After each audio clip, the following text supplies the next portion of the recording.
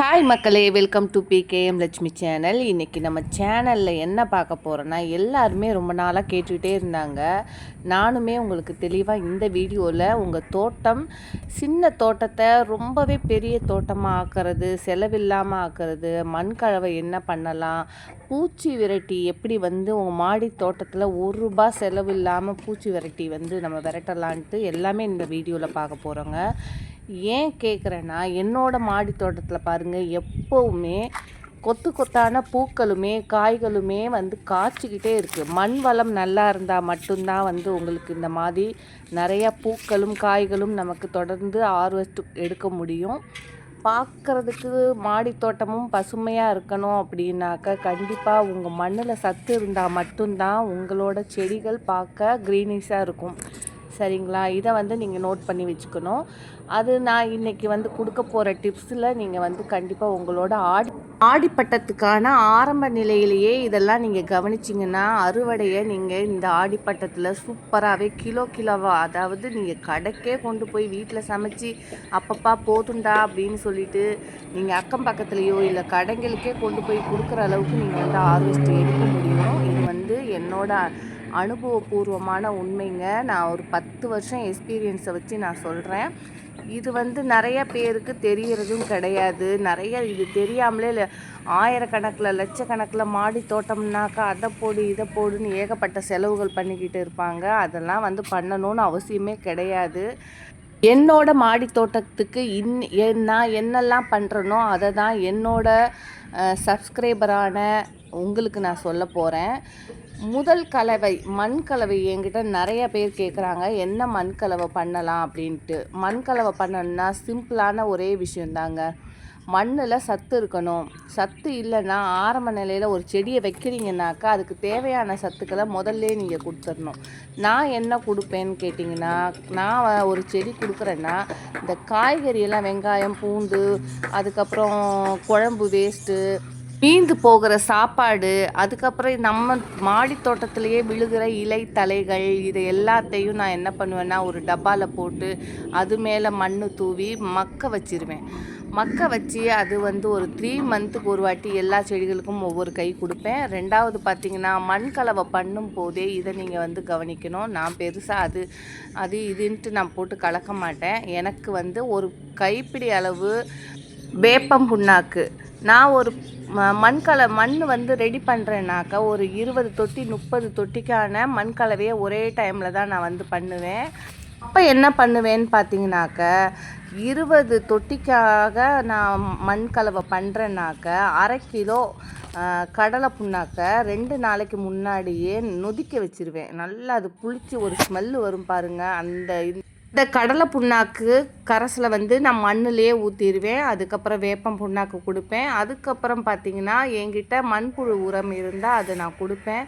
அப்புறம் காய்கறியில் நான் மக்க வச்சுருப்பேன் இல்லையா, அதுவும் இருந்ததுன்னா அதையும் கொடுத்து எல்லாத்தையும் ஒன்றா போட்டு மிக்ஸ் பண்ணி ஒன்ஸ் நான் வச்சிட்டேன்னாக்க எனக்கு அது ஒரு வருஷத்துக்கு நான் டிஸ்டர்ப் பண்ணவே மாட்டேங்க.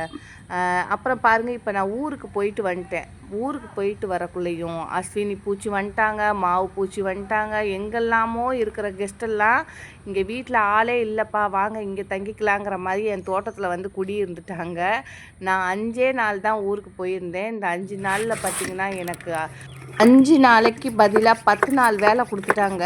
ஏன்னா இவ்வளோ சுற்றி இவ்வளோ செடி இருக்குது என்னை சுற்றி. அப்போ அதுக்கெல்லாம் நான் என்ன பண்ணேன்னா, இப்போ 1 to 1 நாள் வேப்பெண்ணெய் கரைசல் நான் எல்லா பூச்சிக்குமே, அஸ்வினி பூச்சியாக இருக்கட்டும், மாவு பூச்சியாக இருக்கட்டும், எந்த பூச்சியாக இருந்தாலும் சரி, வேப்பெண்ணெய் அந்த வண்டு துளைப்பனாக இருக்கட்டும், அதுக்கப்புறம் அந்த வண்டு இலைகளை மட்டும் சாப்பிட்டு போகும் இல்லைங்களா, அந்த வண்டுக்கு கூட நீங்கள் இந்த வேப்பெண்ணெய் கரைசலை அடித்து பாருங்கள். ஏன்னா என்கிட்ட கேட்குற நிறைய பேர் என்கிட்ட சொல்கிறாங்க, நிறையா இலைகளை வண்டு சாப்பிட்டுடுது, ஓட்டையாக ஆக்கிடுது, அஸ்வினி பூச்சி வந்துடுது. நான் எந்த உரமுமே நான் என் மாடி தோட்டத்தில் நான் கொடுக்க மாட்டேன். எந்த உரமுமே பூச்சி விரட்டியுமே தெளிக்க மாட்டேன்லாம் பொய் சொல்ல மாட்டேன். எனக்கு தெரியும், ஒரு செடி வாடி போகுதுன்னா அதுக்கு சத்து குறைபாடாக, ஒரு செடி நான் எப்போவுமே ஒரு விஷயம் சொல்கிறேன், ஒரு செடி வாடி போயிருக்குன்னா அந்த இலைக்கு பின்னாடி தான் பார்க்கணும், நோய் தாக்குதல் இருக்கா, பூச்சி தாக்குதல் இருக்கா அப்படின்னு நீங்கள் பார்க்கணும். அதை ஒரு இலை 2 இலையில் இருக்கும்போதே நீங்கள் அதை வந்து பார்க்காம கவனிக்காமல் விட்டுட்டிங்கன்னா அப்படியே அந்த செடி ஃபுல்லாக பரவும். அந்த செடியிலேருந்து பக்கத்து செடிக்கு போகும். உங்கள் மாடி தோட்டமே, அதாவது நீங்கள் மாதக்கணக்காக வளர்க்குற அந்த செடிகளை வந்து ஒரு சில வாரங்கள்லேயே காலி பண்ணிடும். சில பூச்சிகள் ஒரே டைமில் அட்டாக் ஆகிடும். நீங்கள் எந்த செடியை காப்பாற்றுறதுன்னு கூட உங்களுக்கு கன்ஃபியூஸ் ஆக்கிறக்குள்ளேயுமே உங்கள் மாடி தோட்டத்தை ஒரு வழி பண்ணிவிடுவாங்க. அதனால் என்ன பண்ணணுன்னாக்க, அப்போது கூட ஒரு 2 செடியில் பார்க்குறீங்களா, இப்போ வந்திருக்கேன், வந்து பார்த்தாக்கா ஒரு 4-5 செடியில் இந்த மாதிரி பூச்சி தாக்குதல் இருக்குது. சரி, இது என்ன பண்ணுறது, ஒரு 2 நாள் சிரமப்படாமல் எல்லா செடிகளுக்குமே, ஏன்னா நீங்கள் ஒரு செடிக்கு நீங்கள் அடிக்கிறீங்கன்னாக்கா பக்கத்து செடி அப்படியே தாவிடுவாங்க.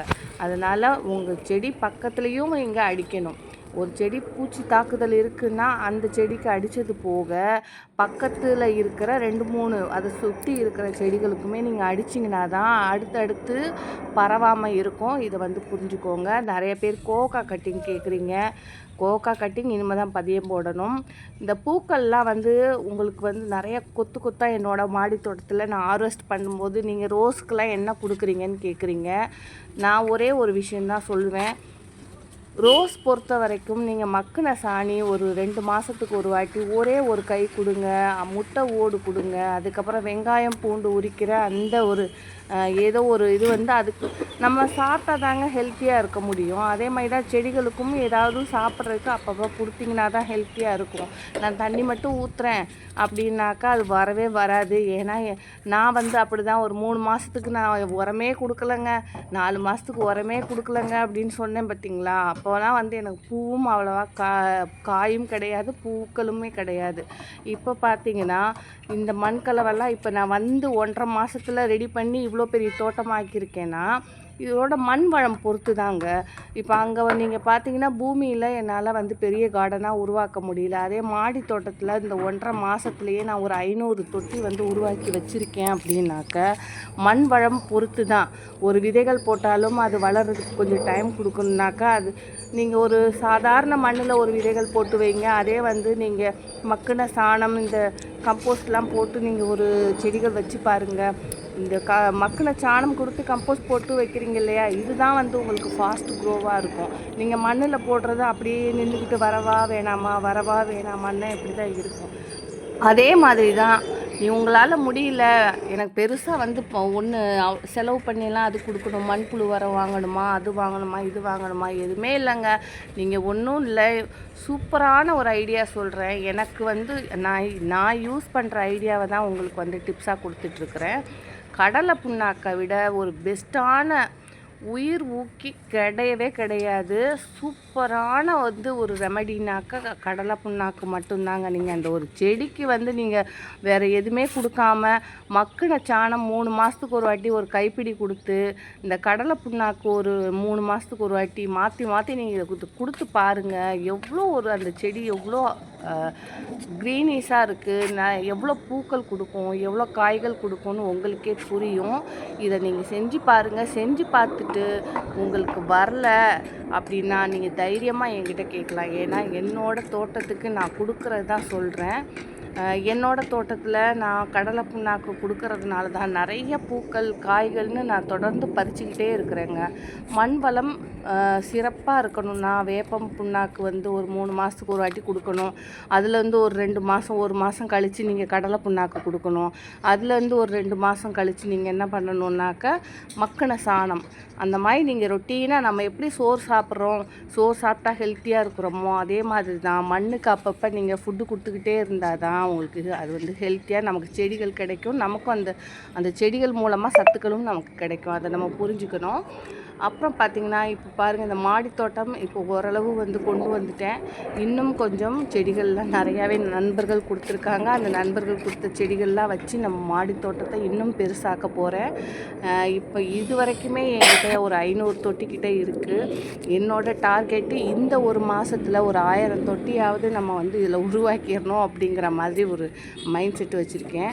என்ன எனக்கு வந்து கிடைக்கிறது தான் பெரிய பாடாக இருக்குது. அது நான் இருக்கிற செகண்ட் ஃப்ளோரில் வந்து இந்த செடிகள் வச்சுருக்கிறேன்.